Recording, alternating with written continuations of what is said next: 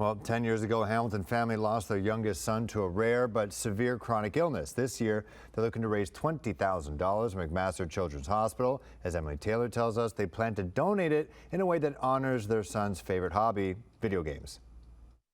Riley Berryman was in and out of McMaster Children's Hospital from the time he was a year old to his death 10 years ago at the age of 14. He was diagnosed with chronic intestinal pseudo-obstruction, a rare but, in his case, severe chronic illness.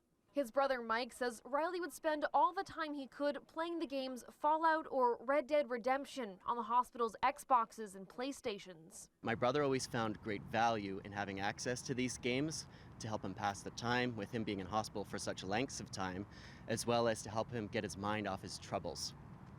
And to the extent that gaming really became part of his identity, it's who he was. He was a gamer.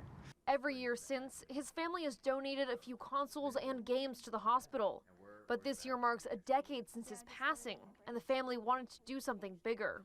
They launched a GoFundMe page in hopes of raising $20,000. In the first 36 hours, we raised about 50% of that. They'll stop accepting donations in 2 weeks' time, when McMaster Children's Hospital will give them a wish list of items. There's talk of maybe outfitting the pediatric ICU with Xboxes or PlayStation, something along that line, so that every room has a system. And $20,000 gets you a lot of video games.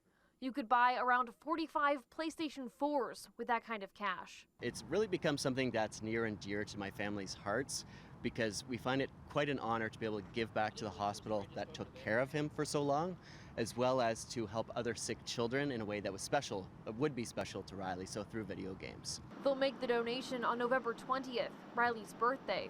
Emily Taylor, CHCH News, Hamilton.